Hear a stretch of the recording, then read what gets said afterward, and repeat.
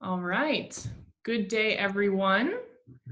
Thank you for joining InnoVint's virtual event on winery operations in the time of social distancing. I'm Ashley Dubois-Leonard, CEO and founder of InnoVint.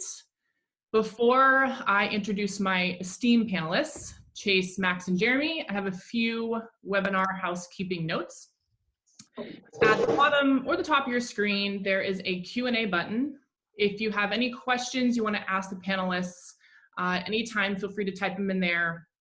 We will be collecting them and we'll answer a couple at the end of the webinar. We'll leave about 5 or 10 minutes. Also, we have a survey at the end. It'd be great for you to complete that if you can. We love feedback at InnoVint, and we can potentially make this a series as well. So would love you to complete that. All right, with that, let's kick off this winemaker chat.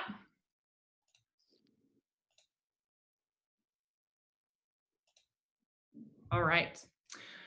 Just a couple weeks ago, all of our worlds were thrown into a tailspin. Out of nowhere, almost everything we considered normal was thrown upside down because of the impact and regulations put in place by and because of COVID-19. The business impact, the economic impact, the impact on our personal lives, none of us saw this coming, and none of us have experienced anything like this in our lifetime. But we're all in this together as a community. As of today, I believe we can all take a bit deeper of a breath. It's been about 6 weeks or so, and we just have had a bit more time to adjust to this new normal. And many of us are at the stage today where we're trying to make the best of the situation and this new landscape. We could talk for days about the impact that this has had on the wine industry in all of its different facets, but today we're focusing on the impact of COVID-19 guidelines on winery operations and how wineries are taking extra measures to enable remote work, to keep their staff safe, and to follow CDC and World Health Organization guidelines. For us at InnoVint, we feel a certain responsibility as a provider of a winery tool that enables distributed remote work to find a way to facilitate the sharing of knowledge. And one way to do that is to bring our end users together to talk about how they are attempting to continue managing operations as best they can. So with that, let's learn from them. So first off, we have Chase Carhart. Chase is the winemaker for Carhart Vineyards. It is his family's winery in the Santa Ynez Valley, and he is the 3rd generation on the land. They produce about 7,000 cases, and they're 100% DTC. Then we have Max Bruning, assistant winemaker for Ponzi Vineyards. Ponzi is one of the founding families in the Willamette Valley. We'll call him a medium-sized producer, and Max has a great, bright winemaking team, so we're thrilled to have him as well. And finally, we have Jeremy Weiss, production winemaker for the Wine Foundry. The Wine Foundry is a custom crush facility in the heart of Napa, and Jeremy has the extra challenge during these times of not just managing a single winemaking team and a single brand, but many winemakers and many brands.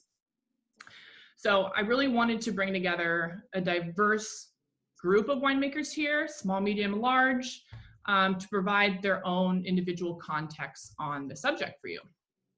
All right, with that, let's jump into it. All right, so the first question is around the shelter-in-place order. When that came out, how did your wineries respond? What were the initial strategies put in place, and how did you adjust? Let's start with you, Chase. It's a great question, because I'm sure that everybody, I think, something that we had discussed is that when this shelter in place order came out, I think there was quite a frenzy, at least in the first week or so, where it was pretty hectic. I mean, for us personally, we were trying to take these, sort of measures and put things in place for the future, to try and do the best of planning. Cause we talked about as winemakers, we're so used to planning, we're so used to forecasting, with fruit and with wines. And so it was like this autopilot of going, okay, what are we going to do not only today, but tomorrow, but this weekend and next week. And what actually ended up happening is that everything, at least in that very beginning, right, the first 2 weeks, things were changing almost daily. New reporting was coming out in the first few days, almost like every few hours. And so we were constantly having to adjust, our thoughts and our plans, which was a bit frustrating and difficult. So we had to get used to that, like as a mentality of saying like we have to be used to change, constant change. But in terms of like, as soon as that came out, I mean, our daily cash flow is based off of our tasting room because we are 100% direct to consumer. We do have an online presence, but tasting room was kind of the first thing that I was concerned about, particularly because there's a lot of, public flow there. So what we did was we just started kind of mapping out, what we would do in terms of, if we, in the first week, we kept the tasting room open, but only for pickups. Like, so somebody could actually just come in there, pick up wine and leave.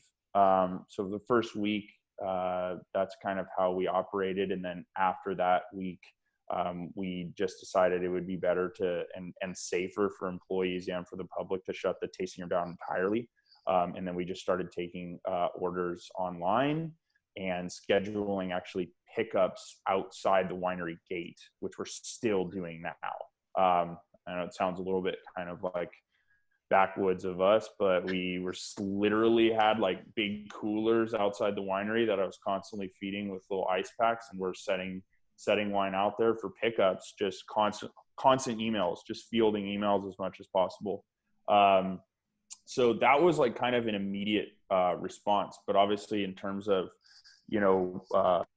regulation wise, just gloves, masks, pretty much immediately, making sure there's hand sanitizer available, wiping down surfaces, pretty much like everything that I would say everyone else, I would say that everybody was on board with that, immediately, going into action in terms of cleaning surfaces and, making sure that we're doing our due diligence to not spread. Mm-hmm. Yeah. Okay. Thanks, Chase. Absolutely. How about you, Max, at Ponzi? What did you guys do the first week or so? Yeah, so Ponzi's response was very immediate, which was good. I think we were kind of ahead of the game. We were monitoring the situation closely, like Chase was saying, every day, because there's all that just new information coming out. So I'll briefly touch on, front of the house. As soon as Governor Brown's order was issued, we closed the tasting room completely. Prior to that, we had curbside service, and so people were still coming in and out of the winery, but we saw those numbers drop pretty quickly. But as soon as the shelter in place was ordered, then tasting room was shut down completely, and curbside was on, indefinitely, basically. Mm-hmm. We took a lot of time to ramp up our website, and internet sales are great. From a production standpoint, we were still running fully, and our goal was to get everything, all the wine, every single thing we had in the winery protected in case we had to walk away for an unforeseen amount of time. So that's, running so much analysis, re-looking at wines in barrel, wines in tank, making sure everything was just, buttoned down, safe, and ready to go take a nap. From a packaging standpoint, because I oversee that, all of our major projects were put on hold.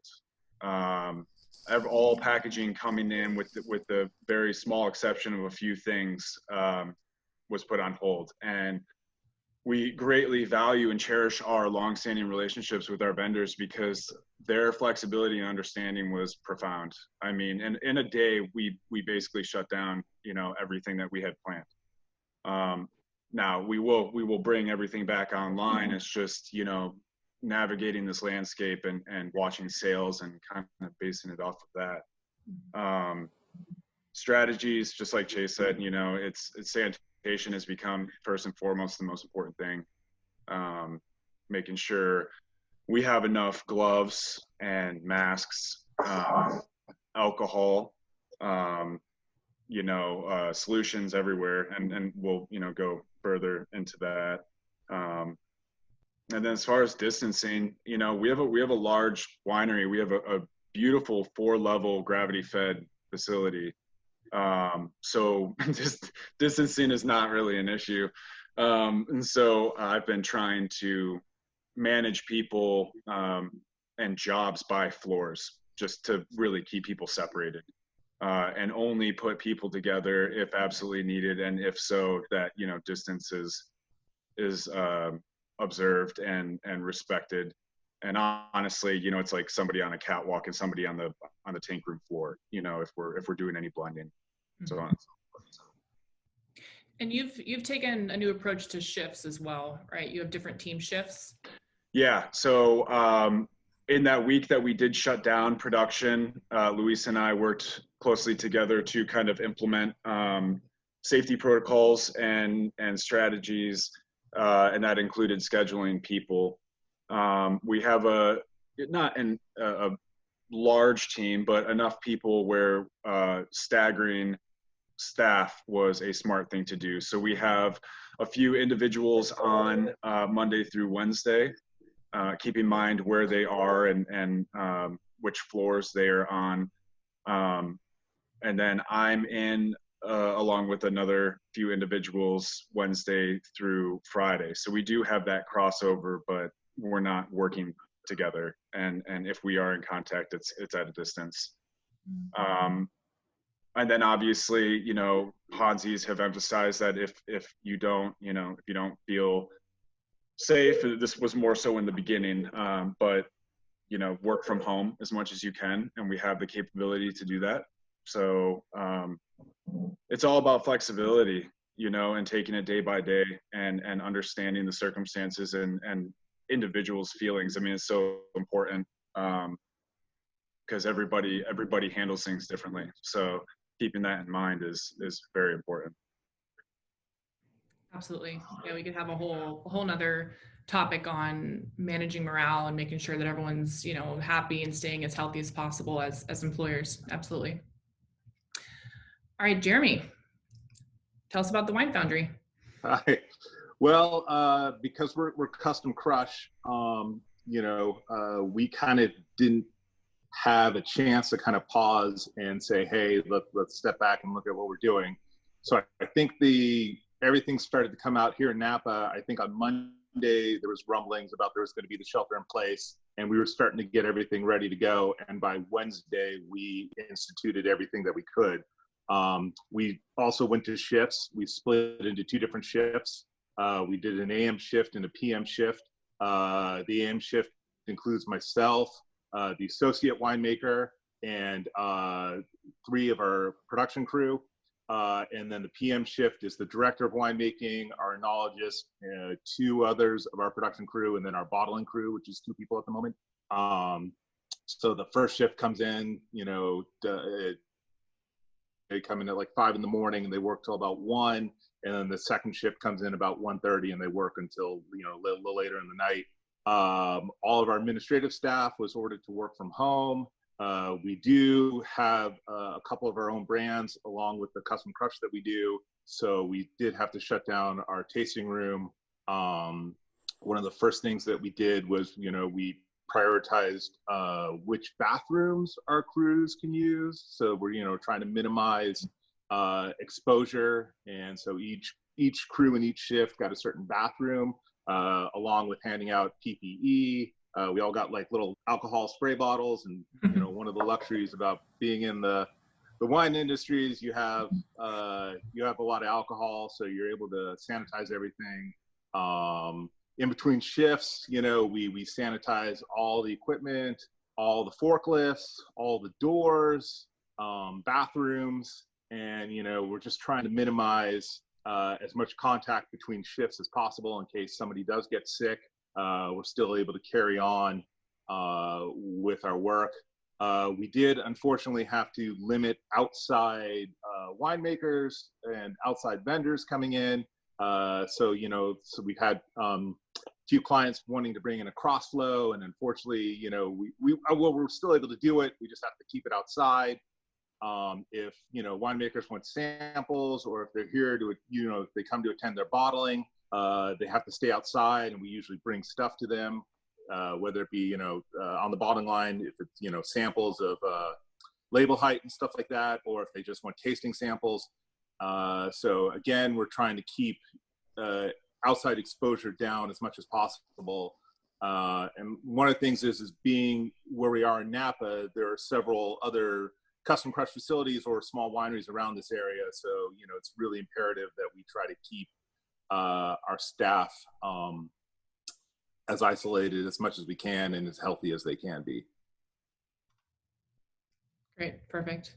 I think we're touching on this next question a bit about health and safety policies. You give some good examples there, Jeremy. Anyone else have anything to add in terms of specific sanitation practices around cellar work? Yeah. Trace, you want to take it, or? I mean, I was just going to say, from my perspective, the main, you know, we're still, we're a pretty small winery, so our team is not huge. In any case, you know, it's myself. I make the wines with my mom as well, which we're on the same property, so we're sort of quarantining together anyways, my mom and my dad and I.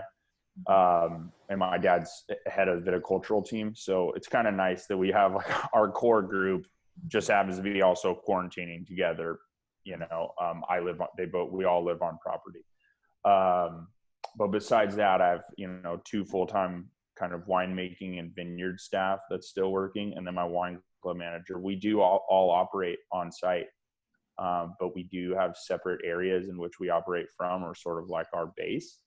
And, you know, I mean, I think in terms of like new and health and safety policies, I mean, yeah, everybody's obviously sanitizing.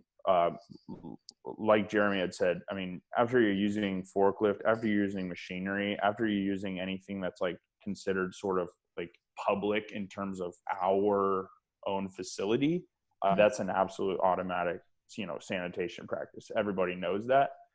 In addition, you know, speaking to the people that are, you know, our very core group that's still working with us, you know, trying not to get into their personal lives, but something that Max had brought up at some stages, you know, just asking them, requesting them to please not be in their personal lives outside of work, not be going into, you know, public spaces as much as possible, like still just, you know, quarantining at home, not going and partying, or not going and, you know, going and doing anything that they shouldn't be doing, that's therefore not only exposing themselves and their family, but also they're bringing that to work. So having that kind of tough conversation, it's difficult because you don't want to get too personal with people. But in addition to that, you know, to take it back about a month ago, we had a bottling at the end of March, which was pretty difficult. And I know that's kind of down the road here in this slideshow, but you know, just in terms of like winery operations, I've heavily utilized the work order function in InnoVint, which has not been something that because we are so small, it hasn't been like of extreme necessity to me in the past, because I would just rather go. Sometimes I do work orders if they need to, you know, take gallonage out and add here blending just so they can follow along, but I don't use it for like, you know, any other function than that. But at this stage, I mean, it's been great because I can set a work order. We can have that like brief conversation from you know, appropriate distance over 10 feet. And then they have that work order guideline to really like follow throughout the day, or, you know, if we're doing winery work, if we're moving wine, blending wine, anything like that. And it's been really like a saving grace in a lot of ways. So that function for a small winery, you know, I don't know how many people use it, but I'm using it like definitely, I don't know, 5 times as much as I was before. So that's been awesome. Anyways, Max. Yeah, I mean, you guys pretty much covered it. Specifically, I like the Chase what you said about public, you know, public use, public items. Um, the whole sanitizing before and after use, pumps, wine hoses, um, any instruments used for, you know, homogenizing additions, you know, stir rides or whatnot, you know, from the lab or the enology standpoint, you know, our enologist, she's in there solo, so what she touches is what she touches. She's still very good about spraying down surfaces because we are still pulling samples, we are still doing trials, and when we do that, we, you know, we try to stagger people in, leave it, you know, in the fridge, have them access it when they want, and just obviously using gloves when you're handling glasses or sample bottles. Bottling line, I think that's a tricky one for a lot of people, and I'm assuming that's a tight landscape to navigate, whether or not you have your own line or you're bringing in mobile lines. We have the luxury of having our own line, which is great. We also have the luxury of having a crew that is, you know, quite, I'm not going to say all, but a lot are family members or very close family friends, who, like you're saying, Chase, you know, they're basically quarantining together. So we take that into consideration, and we try to pair or group people off who are having, who are exposed to each other every day. So that kind of allows us to navigate and control that situation. We've gone as far as marking the floors to demonstrate or show what distance needs to be kept between people. Our line is large enough where, you know, we don't have too much crossover of people. But really the main thing was, or the emphasis was, it's going to take time. It's going to be a slower process. I mean, our crew, they're amazing, and we can pump out pallets of wine, and unfortunately that has slowed down, and explaining that, you know, especially when you're just trying to go and get it done, because bottling can be tedious, as we all know, but explaining why we're doing that, and it'll get done. It just takes some time. Forklift, obviously, that's a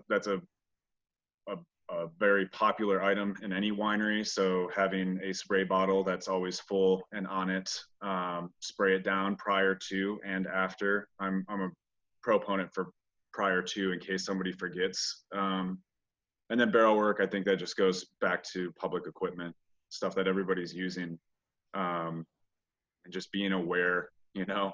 It's all new habits, right? We're not used to this. I mean, even, you know, hand washing.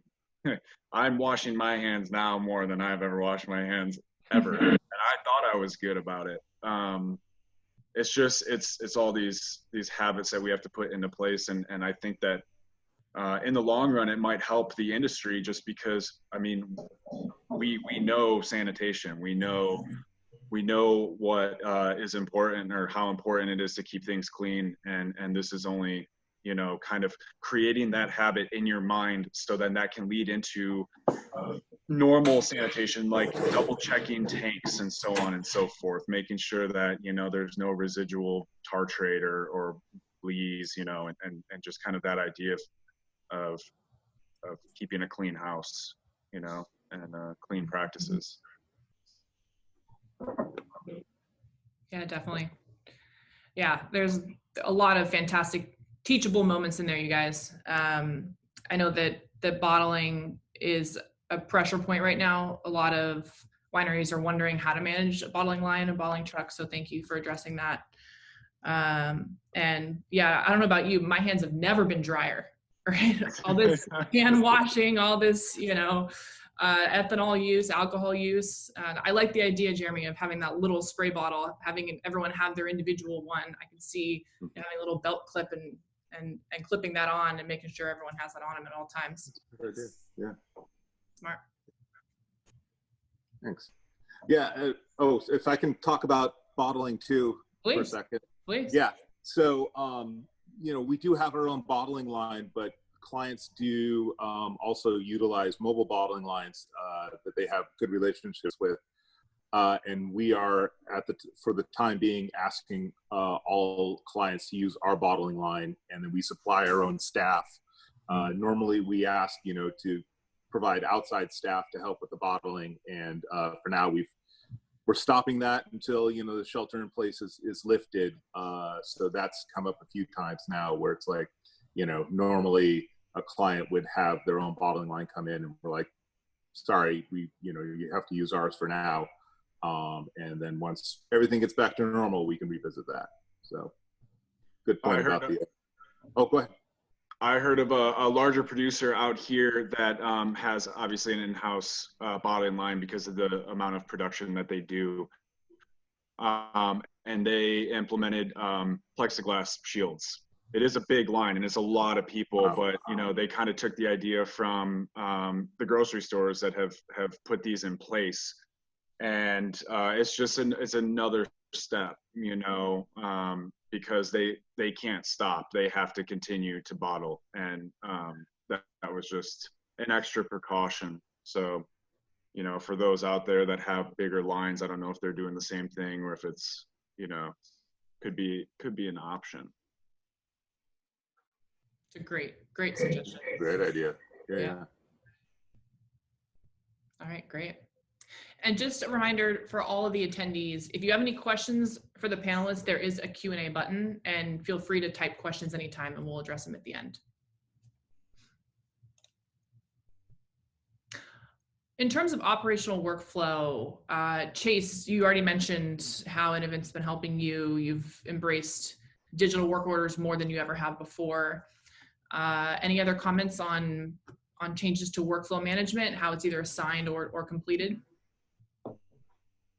I think in terms of like InnoVint's function, I would say obviously and as it pertains to the seller, that's been obviously the most utilized function. Operational workflow in terms of like a more like larger company basis, I think it's pretty much been covered, but the idea being is that to keep people in sort of their own cave space, whatever you want to call it, try to just be aware of.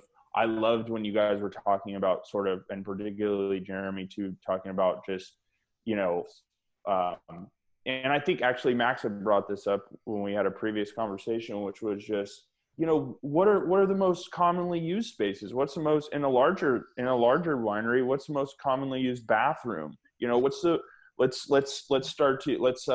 Let's eliminate doorways. Let's eliminate entrances. Let's just use one, so then you can keep that door open and you sort of eliminate it's taking away these possibilities of I guess just, people using multiple entries and exits and sort of what, if you want to call it germs or whatever, going in a lot of different directions. If you segregate it to one place, you sort of, exactly what you have to sanitize at the end of the day or during the day or constantly or anything like that. So in terms of operational workflow, we work from a old ranch and like these barns that my office is in like 100-year-old hay barn. It's been reasonably converted, but I've paint on the walls. But, there's really not a whole bunch. It's not really a new space. So it's pretty easy. Like we have our own workflow. But I could imagine for like a larger facility or anything, even like medium to larger size, that's what I would probably start doing, or already have done. Mm-hmm. Makes sense. Yeah.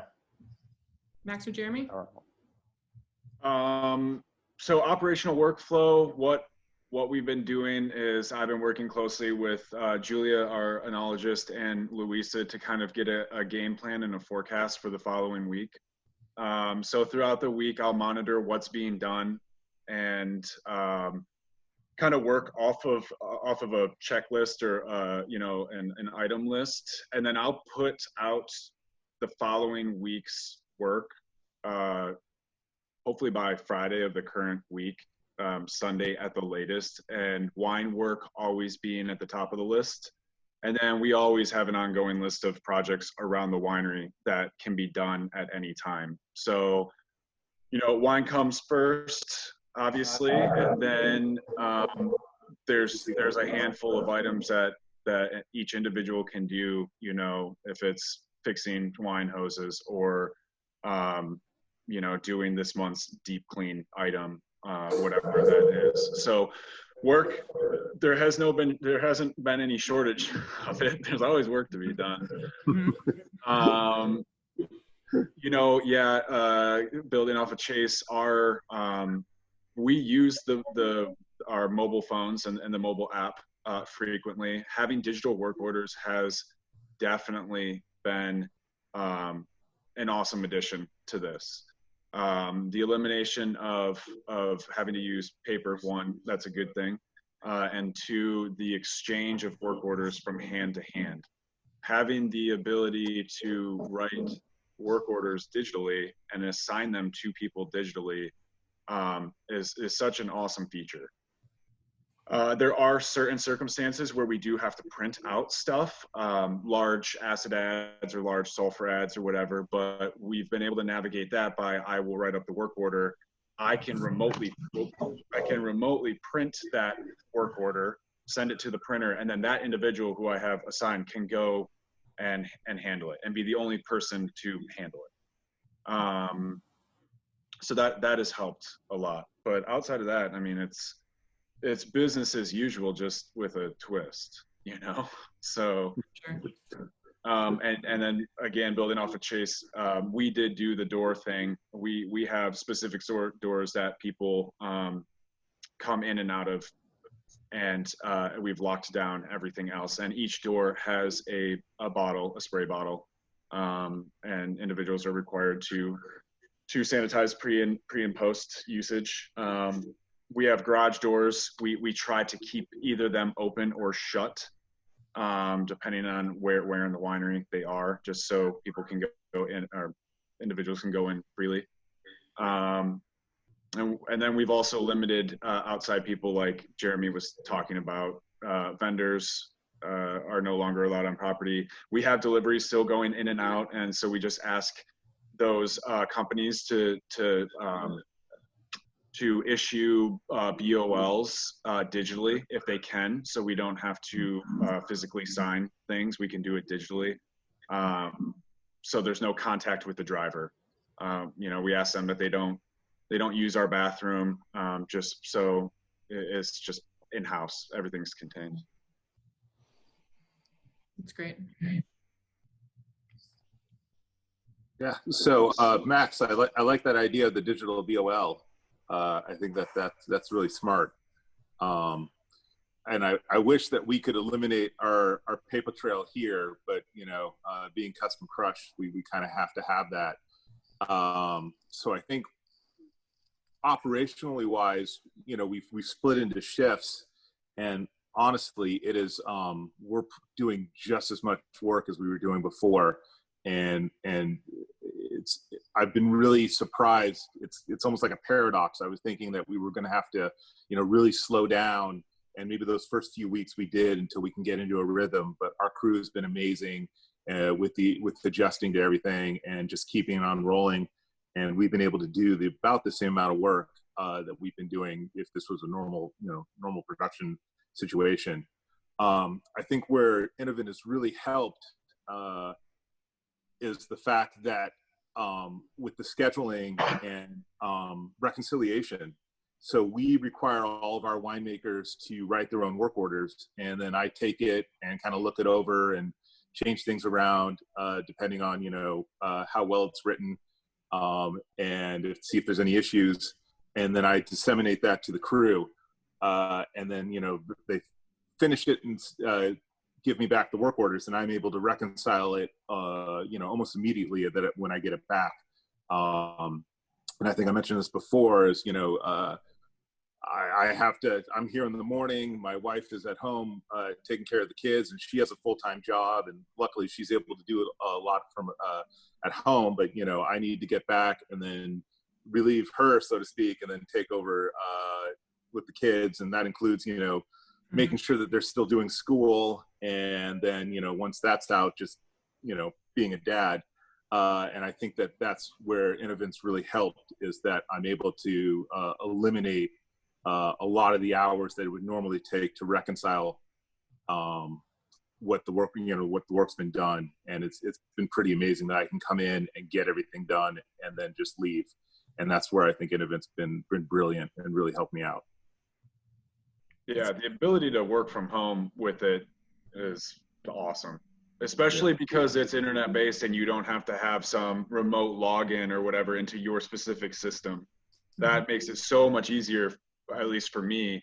You know, if sulfurs come back and I need to make adjustments and quick, you know, put out a work order to, you know, in real time. That's what's awesome, is that it operates in real time. So, you know, as soon as I get analysis back, I can just put it out and text, you know, whoever I'm issuing it to and say, hey, work order's live. If you know, feel free to tackle that when you have time or, you know, whatever. So Sure. That makes sense. Actually brings me to this next question to tie on what you guys just said is, has this brought any sort of aha moments that now you're having staff that's actually being productive from home, that traditionally winemaking wise, you know, you have to be in office, you have to be in the winery to do your work. Have you seen, have you thought about the accessibility of that, or realized the new accessibility of that because of this? And then to the point of this question, have you, your teams, your winery changed your perception of technology because of this? How are you engaging with each other when you are from home? Are you using, you know, video tools like this, like Zoom? Who wants to take that one first? I can join in. I can jump in here. Yeah. So we've definitely, you know, had to come up with some creative solutions, especially because we did shut down our tasting room. And one of them is, you know, we jumped on the whole virtual winemaking bandwagon, and, you know, we have, I believe once a week, we have sessions where you can sit in with our winemaker and do a virtual tasting where you can, you know, buy the wines that he's tasting that week, and then you can join him. We're also partnering up with a lot of our the vineyards that we work with, and we're having the vineyard owners having, you know, a mini session where you can join in and hear about, you know, the vineyard along with the wine. We are also doing a book club that, you know, that centers around wine related books, and that's about, I think that's every 2 weeks, where you can, you know, read the book and then talk about it. And then also, again, we're trying to tie it back to some of the wines that we offered. I think the first one was on orange wine. So that was a really fun session. But you know, trying to do as much virtual work from home. Most of the administrative staff is at home, and you know, they have to come in maybe every week or every couple of weeks just to kind of check on things. But, you know, we've tried to go online as much as possible. Yep. I think we can all agree. Wineries are doubling down on the e-commerce and the virtual education now. Yeah, very much so. And in addition to that, we as a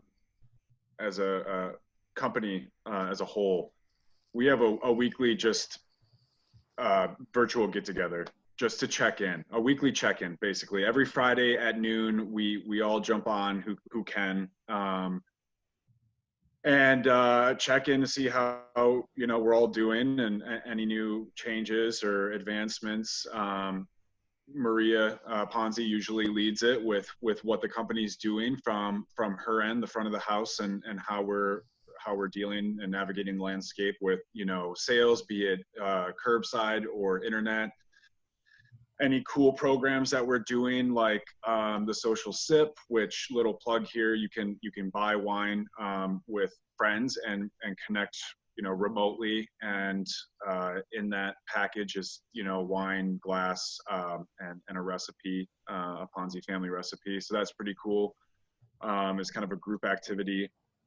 But I think just because people really aren't meant to be in isolation, I think having that check-in keeps that humanity going a bit, and it saves face and keeps morale up to a certain extent. You know, I mean, obviously there's only so much that virtual can help with, but I think just seeing familiar faces and talking and kind of getting your head out of what all of our heads are in right now, and have that brief moment of escape, I think is super imperative right now in this time. And it helps keep like the camaraderie, the community feeling that you have in your workplace, because, you know, without that, it kind of feels just bare and non-existent, especially when you're not seeing anybody, or, you know, from afar.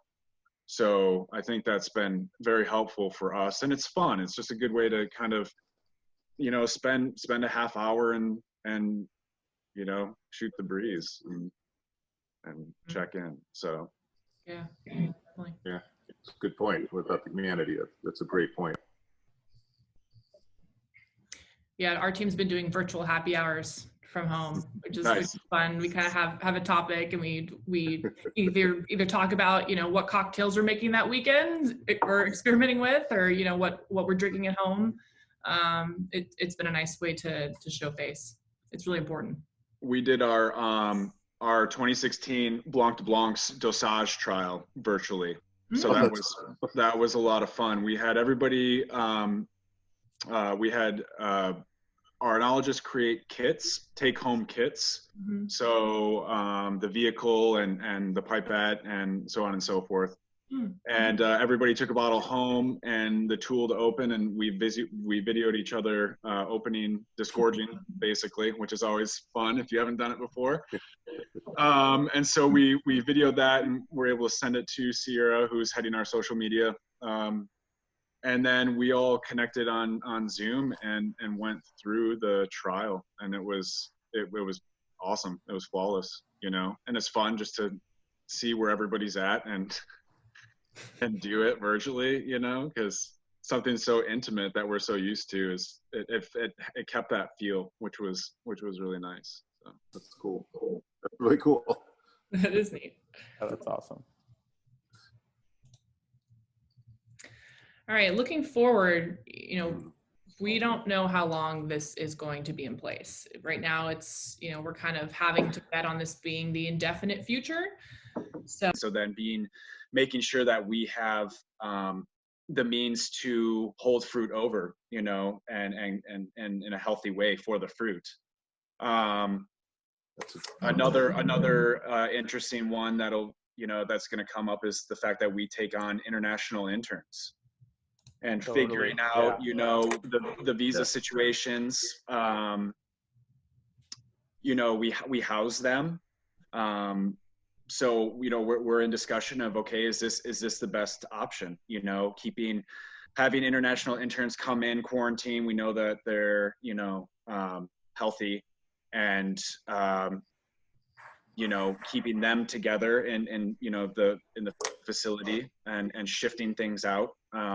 We always run a swing shift anyways, so that wouldn't be unfamiliar to us. But like you were saying, Chase, like, you know, it goes back to what people are doing in their personal lives outside of harvest, you know, and you have internationals coming, spending this money, investing their time and energy into this experience.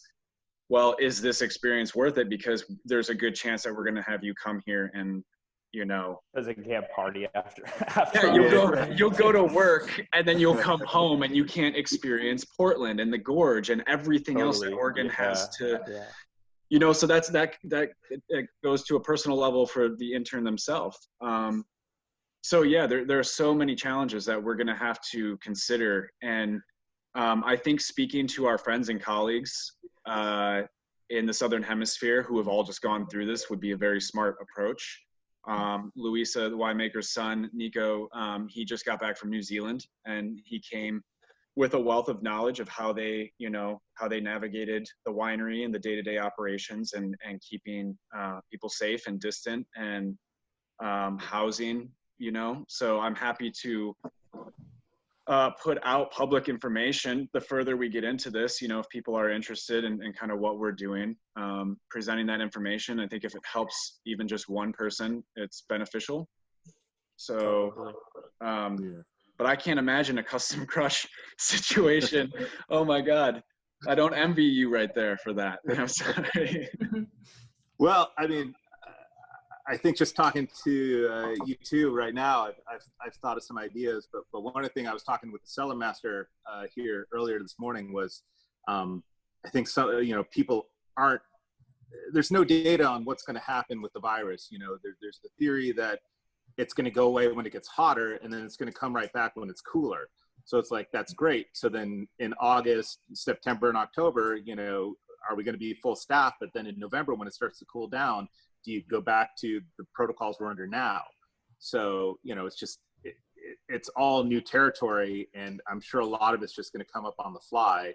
And I think that that's a great idea, Max, is going down, talking to folks from the Southern Hemisphere, and seeing, how do they handle it?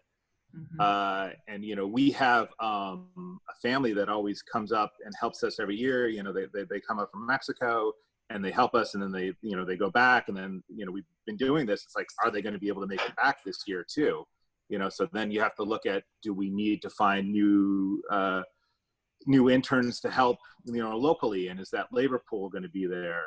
I just think, and I think this goes back to what you were saying, Chase, about planning, is I just don't know how much you can plan right now. Mm-hmm. A lot of it's just, let's make it up as we go along, and, some of it's going to work and some of it's not, but this is just such uncharted territory that I think a lot of it's not going to make any sense until you're actually in it. But I also anticipate moving slower, and, finding ways to, house fruit, maybe, because I'm sure people are still going to want to pick all on the same day. And, being custom crush, we can have, 8 to 10 clients that all want to bring in fruit on the same day. And normally I'd be like, great, let's do it. But how do you make that work when you're still under quarantine? So I think, renting refrigerated boxes, I think that that's maybe something to look into now, to make sure that you have that when you get there, when you get to that point. And I think it's just maybe trying to jump on, rentals now, because who knows if they're going to be available later, not just if you need tanks or just any type of equipment. So yep. That's a great point. Yeah. And then Chase, I really liked your idea about, making stations and saying that this is your one job, instead of having people kind of, you have people specialize, instead of being like, okay, great, you're finished with pump overs, now go do this. Yeah, it and sucks so maybe you just for have an that intern, one person, for the, yeah, if you can do it so that it's more of a multi-day thing instead of like an hourly thing. Like we're all used to like, oh, you did this morning, let's switch it up in the afternoon. It's like, no, let's not switch it up. Let's keep you guys like in this space, for now. But I don't know. That was just sort of brainstorming there. Oh, go ahead. Oh, go ahead, Jeremy. Sorry. I was just going to say, so like this day you're doing punch downs, and then tomorrow you'll do something else. But you can't just go like hour to hour. You have to go day by day, or maybe week by week. Yeah. Yeah, we've always, adopted that mindset of creating that total experience. And given the layout of our facility, we always have a floor lead. And under that floor lead is 2 or 3 other individuals. So you'll have crush pad, you'll have fermentation floor, and you'll have tank room floor. And each floor has obviously its own duties and responsibilities, and so on and so forth. And so we're always trying to switch people, on floors every day. And that's another question is, okay, no one likes to do the same job over and over again, but, is that what people are going to be doing? And that's, I think, talking with people down south is where we'll have a better understanding how they manage that, because, harvest is, as we all know, it's long and it's it can be rough, and doing the same job every day can be, super tiring. So how do we keep that morale up, and keep people happy and keep people interested and wanting to be there? It's those questions that I think a lot of people need to explore. Yeah, absolutely. A lot of great suggestions there. I can see bottling all that up and doing another webinar or event like this in July when we're closer to it, and we're all going to have more ideas. We're actually going to have to put practices in place. So yeah, it's an important topic. All right, we have about 5 minutes left. I'm reviewing some of the questions coming in, and we have one more slide. I'm going to tie a question to this last question that I'm posing here, which is there any silver lining to this? So is there anything that you guys have learned operationally, business-wise, that you otherwise wouldn't have if this event didn't happen? And ties also to a question here: with better tech connectedness, are you able to be more productive with fewer people? Yeah, I mean, I'll answer really quickly. I mean, I think you guys already know how I feel. I think there's 100%, let's say really quickly, of course, this is a terrible situation. I feel for all the families or anybody that's ever been affected, that has been affected in any way, companies that have been affected by this scenario. It's terrible. But the silver lining is that, I love the wine industry. I do think of it as, in terms of like technology, a relatively like antiquated, in a lot of ways, besides like the major, like the huge companies. I would say the majority of the wine industry is relatively antiquated in terms of tech usage. Mm-hmm. And I think the silver lining is it forced, from small to medium to large, it forced companies, wineries to, embrace technology and say, how are we going to do this? How are we going to navigate new waters? Because the fact of the matter is this was coming. It just happened to be like, hey, here's the bomb right here. Like, it's happening now, not in another 2, 3, 5 years. It's happening now, and you better get used to it right away. I mean, literally in February, if someone had done a virtual tasting, I would have been like, hey, that's pretty cool. It's innovative. That's different. It's not something that you saw very often. And now in end of April, I'm sitting there going like, yeah, I mean, not a new idea. Cool, awesome. If your people are interested and your followers are interested, great, but not a new idea. That's 2 months ago. Look at the pace. Technology evolves at such a faster rate than we're used to in the wine industry. And so I think that's a silver lining for me from specifically my company, looking at it going, okay, we need to be progressive. We need to be innovative. We need to hop on that wagon right now, because it's it's bringing people together, but it's also a little bit of survival of the fittest. I mean, you need to adapt. And so I love that. I do actually, like, I feed off of situations like this, because it's forcing us to wake up differently, to feel differently about your business. I've had to, unfortunately, furlough people, and that's forced me as a winemaker, but as a person that wears many hats in my own company, to be doing things from, I'm already was pretty much responsible for most of social media, but like editing video if I need to going in and literally, we do package every single package that leaves us. We package in-house, so we don't have like an offsite fulfillment center or anything. But I had someone that was responsible for pretty much all warehouse and packaging. For about 3 or 4 weeks, we didn't have that person. It was just myself and my wine club manager. So I was going in there every morning from probably like 8 to like 11 and packaging, obviously following my protocol, but packaging. And so like you get into those things, and by doing it yourself, you realize like how you could be the most efficient, so that when it comes time to bring people back on, or when it is time to bring people back into your space, you can be the most efficient you can be. And it's tough, but it is a silver lining.